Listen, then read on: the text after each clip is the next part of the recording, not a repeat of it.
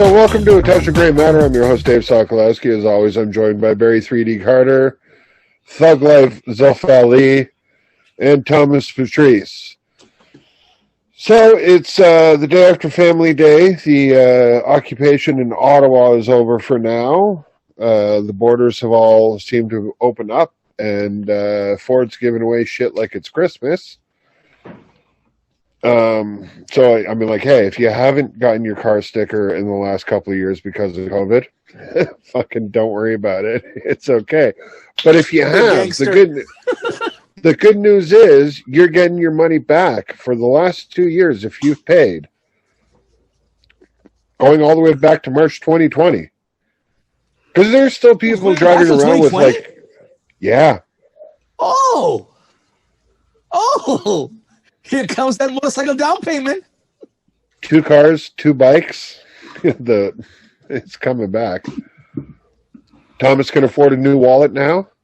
Change purse. He is old. Shut up. It's a European carrying case. Shut up. Oh, my God. Yeah, no, it's not. So, anyways, what else is in the news this week? I know it's kind of died down a little bit, but who wants to talk about Joe Rogan? Oh, me please. Oh. I say you all fight for it. No, Barry, I think TP and I were on the same page. He wanted to talk about the cancel culture too in it. But TP, the floor is yours, bro. Barry, so before we even get there, because I think this is the only time we get a word in edgewise between all this, I will say this about Joe Rogan. There is a good series right now on TV talking about the Comedy Store, right? And one of the episodes a couple of weeks ago was talking about Joe Rogan and how he came up. So I get with everything that's going on with Joe Rogan, pro, against, whatever the case may be. Right now, Joe Rogan's one of the few guys out there that's giving comedians a voice, right? So before, everyone's goal was to go to the Comedy Store, get seen, get put on to the Tonight Show, with Johnny Carson and get their couple of minutes of fame, and then that would blow up for their careers. Since, obviously Johnny Carson is not doing that anymore, there's really no place for comedians to be seen or be heard. And Joe Rogan has been doing this for the past, 10 years of when he started this podcast, having guests on and bringing comedians on and highlighting them. And that's really been parlaying really well for other comedians' careers to get them paid, to take them to the next level. And Joe Rogan really did that, intentionally for a lot of people. So, that's one that I look at. So I get what's happening with him right now. It could be very polarizing, but at the same time, he's opened up over the years prior to this or during when this happened, that aspect of, for comedians. This is what we all want to do. We all want to get to the next level, so that was one. And then another story is, everyone's talking about banning Joe Rogan, but at one point, Joe Rogan got banned from the Comedy Store for doing the right thing. He turned around, and Carlos Mencia was known as a joke thief. Joke thieves do not work well in the comedy world. Pretty much it has a word thief behind it. It's not. They're pariah. Right? And he turned around and he went after Carlos Mencia for stealing a lot of jokes. Now, at the time, Carlos Mencia was on his way up. People thought he was the next big thing. But he was taking a lot of jokes from other comedians or taking their premises and slightly changing it. But everyone knew the lead up, the punchline. Sorry, they knew the setups, and the punchline had a little bit of a tweak, but it was everybody's hard work, and he was just taking that and just riding away with it. So his career was going up really quick. And even though he did bring a couple of comedians along with him, at one point it was just getting out of hand where comedians refused to do new material or any of their material if they knew Carlos Mencia was to be there in the audience hanging out. Exactly. So to the point where Joe Rogan actually stormed the stage and said, and called him out on his shit. Like Joe Rogan, he'd stormed the stage, but Joe Rogan was there to do a set. He was hosting. One of these guys who wrote for Mencia was there. And Joe Rogan made a comment about, here it comes, one of his writers. And by the way, I made a comment about Mencia might be around, and he's a joke thief. Like, he didn't sugarcoat it. There was no innuendo. He came straight out. He's known as for being a straight shooter.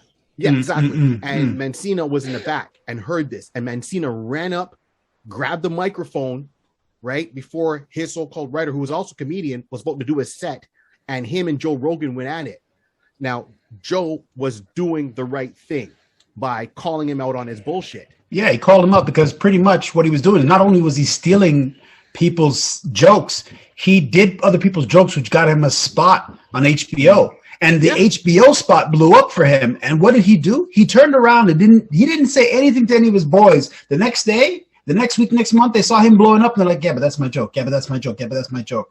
Yeah. Sorry, but I'm not trying to take it from you, but that's what you call a pariah. This is the guy that sits in the back of the club. Then the next week, you're waiting to do your set. This, and I'm gonna say it, motherfucker will get up and do your set and come and go, hey man, how'd you like my set?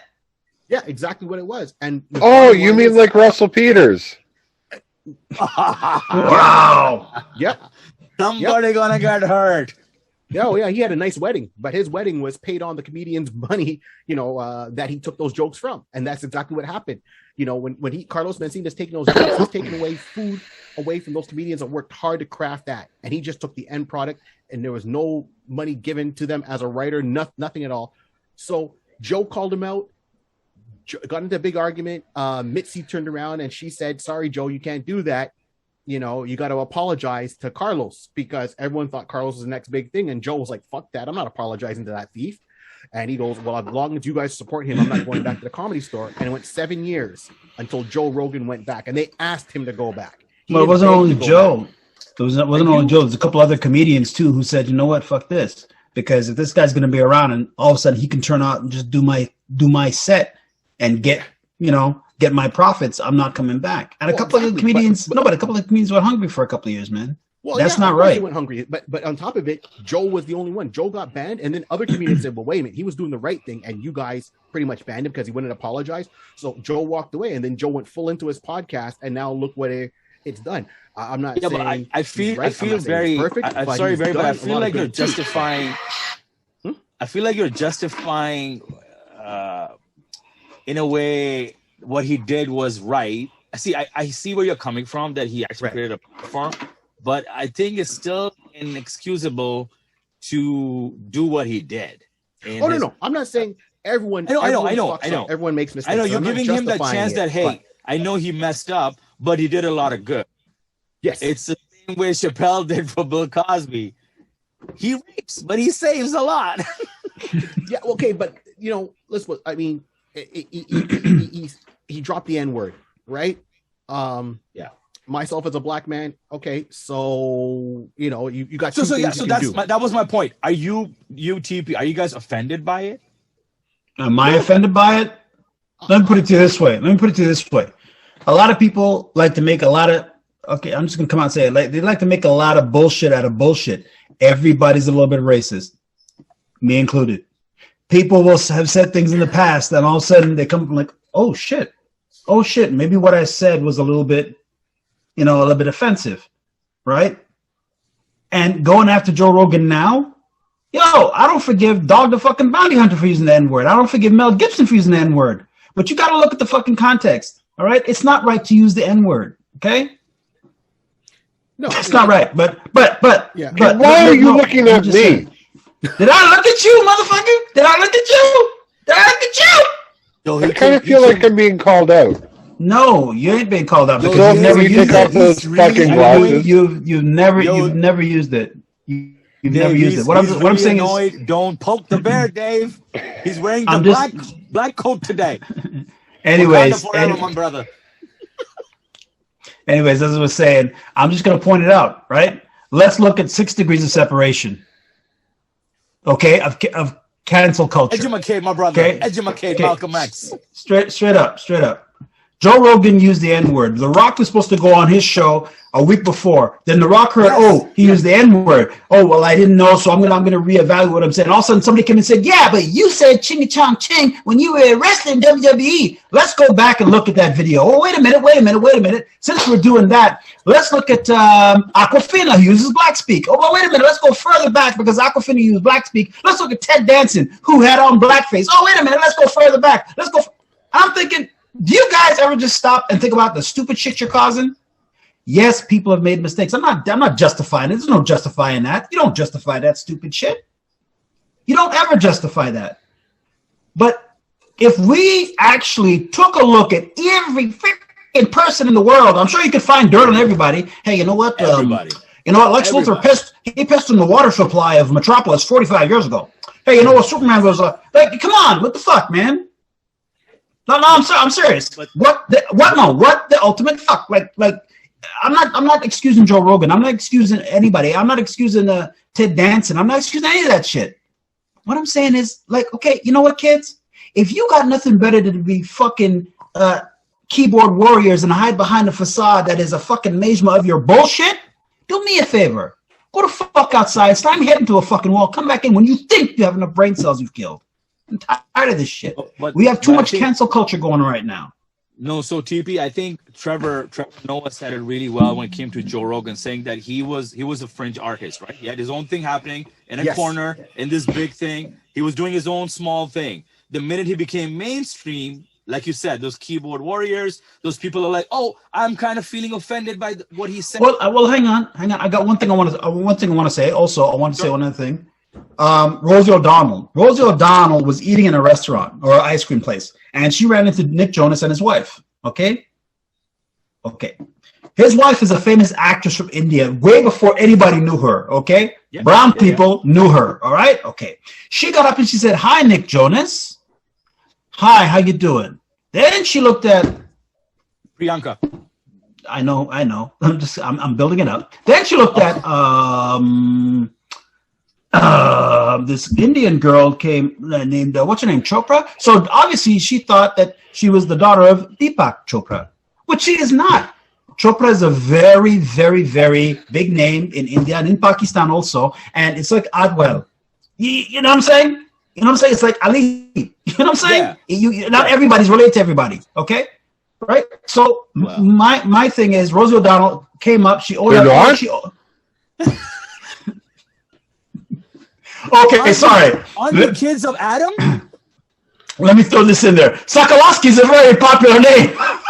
It is. It's like Smith in Poland. It's the only one I know. You know what I'm saying? You know what I'm saying? No, for real, for real. I know. No. Me 8 years to get his name. I have met 4 Sokolowskis so far. Okay. They probably are his family members. No. One of them was black. Anyways, Sokolowski black. He is actually a family member, but he's the black sheep of the family. Yeah. So Rose O'Donnell, she apologized because a lot of people came at her after she posted this on TikTok. So she came back and she said, "I apologize. I didn't know that. I didn't know who she was, and I do apologize." She was Nick Jonas's Indian wife or something. She said like that. Then they came back and said, "Oh my gosh, that's offensive." Then she said, "I really apologize. Priyanka, I'm sorry. I didn't know, that the name Chopra was very, very, big in India, this and that." But you can do no right after. You can do no right after you make the gaffe. You can do no right. So instead of trying to be perfect, Joe Rogan, don't use the N-word. Okay? I like your comedy, I like your show, but don't use the N-word. Yeah, look, I'll tell you straight. I wasn't offended. I didn't even hear the whole thing. I just heard he used the N-word. It was recorded 24 times. Someone had to sit there and count it. I really didn't care. I mean, look, you got people who are not black dropping the N-word when they're playing rap music because there's no other black person around, right? You got black people using the N-word. Right, but and that's what I'm saying. So you know what? I gotta look overall at the deeds. So when I say I look at the deeds, you gotta judge a person by a character. When I see, and it might seem like I'm defending Joe Rogan. If I am, then I am, right? It's my point of view is that he's helped other comedians. He stood up for other comedians. He used the N-word. Let's be real. He's not the first person to use it. He won't be the last person to use it. I was more concerned or offended that he's telling people to do certain things with their personal health than dropping the N-word right now, because you know what, if you call me the N-word, it's not going to kill me. It's not going to cause me to do something stupid. It's going to piss me off, but I'm not going to drop dead from it. But if you telling me to say something for my own health kind of thing, like inject bleach, then yeah, well, that will kill somebody. I'm not, I believe you should inject the bleach. The bleach would help. No. So he kind of defended that, right? Like, and he came up and he said, "Hey, I know what was his name? Neil Young." said that, hey, you're spreading BS about COVID. And he's like, no, wait up, stop, collaborate. I get people on my show who have their point of view. Yeah. Doesn't mean I have to agree to it, but I debate, right? Yeah. Like he's done the paleo diet, he's spoken about the keto diet, and he's done it himself to see how it goes, and then he's given his feedback. So when somebody says about the COVID thing, he's like, hey man, I don't really think that's right. But yet he has scientists come up, and every there's a small percentage that is there are sheeples, and then there are people who think that controversy, those conspiracy theories and all that. And then he's like, yo, I'm not defending him, but I'm just telling you, if this is misinformation, I apologize for that. And he's like, let's move on. Just somebody's opinions, and that's all my show is about. It's about what you come and do on the show, and it's your opinion. It's cool. Like TP can come up on the show, and Dave can come up on the show and talk about the legacy of his family, and TP can talk about his kids, and that's their opinion how it works, right? Everything is on their basis and their judgment of how they grew up. That's his show about, and that's what makes him. That's what makes Joe Rogan's podcast an amazing podcast, because you hear from different cultures and different aspects and different stories. But it's got to be spicy to have it interesting. But Neil Young went a little crazy. He's like, yo, if you don't pull that down, I'm going to pull my music. And he did. Yeah, but Neil Young has got how many millions of dollars? His life is okay, right? Yeah, and there's other singers joined him and said, yo, we'll pull our music. And then Milli Vanilli. Hey, we'll take off. Yeah, we'll take off 70 episodes of yours from Spotify. But in all of this, what really happened to Joe Rogan?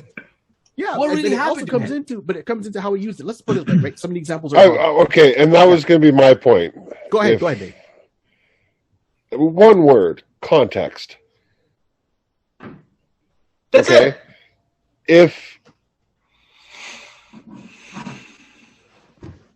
And get your pens ready, folks. This is going to be fun.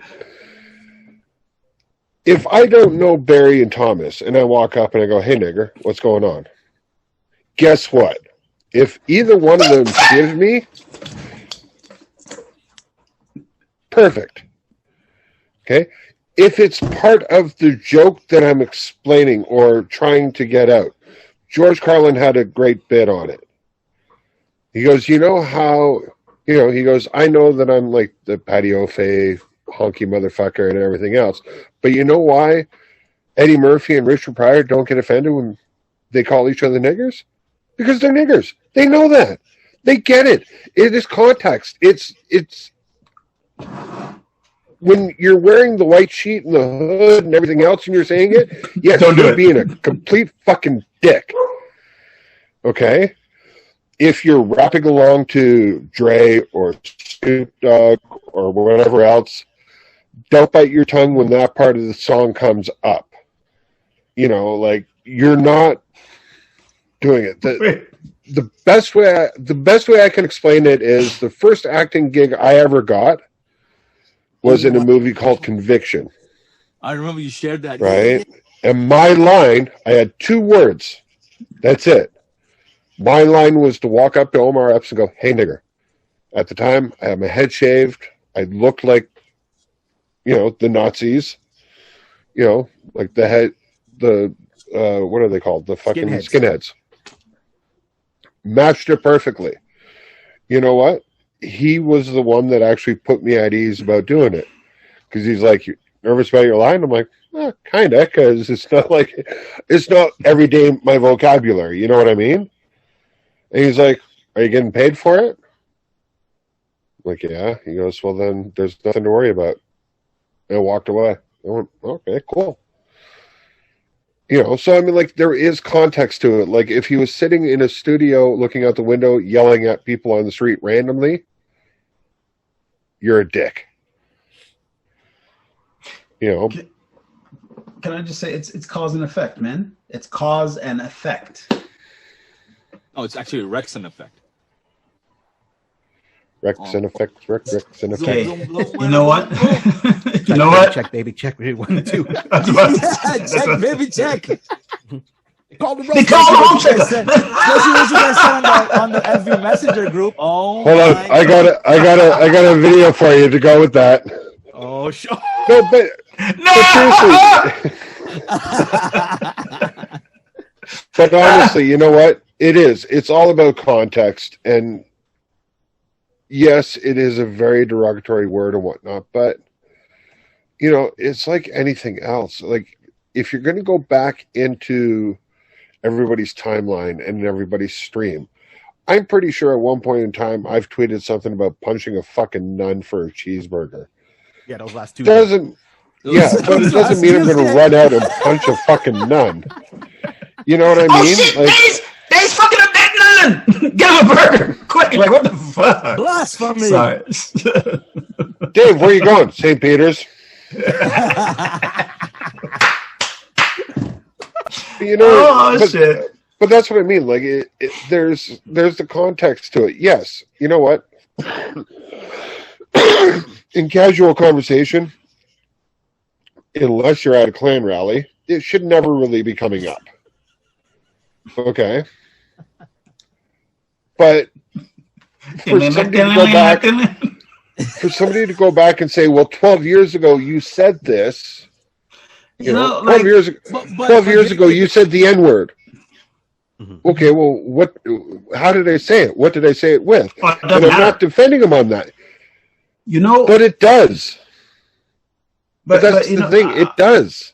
No, but Dave, you know what? To the point, like I know what TP's trying to get at cancel culture. Like they did it with Kevin Hart too. It was his dream to host the Oscars, and then they jacked him because he made a joke about. He's saying, if I ever found out my son was gay, I would take the dollhouse and break it on that faggot. That was his joke, and it was hilarious at that time. And he apologized about it, and he's like, "Hey, I've learned. I've learned from a mistake. It was a long time ago when this was acceptable. This was a normal norm." Go on saying, "Yo, man, that's so." People who say, "Yo, man, that's so gay." Like, I'm like, what? Are we still saying this? Zolf. Give me 1 second. Your personal sex life, we don't want to know. Give me 1 second, because this is going to be a long debate, and I get it, and that's fine. So there's going to be a part 2 to this one. So we're going to come back, and you're going to finish off next week. For Barry Carter, Zulf Ali, Thomas Patrice. Yo, we're going to shout out to Jay Bird. Jay Bird Digital Arts. You got to check him out. He's doing fucking amazing stuff. Remember, March 4th, we're going to be in Jarvis by the time this comes up. It might even be past March 4th, so it's pointless, really. But either way, there's a lot of good people out in the world. If you can't find one, be one. Yeah.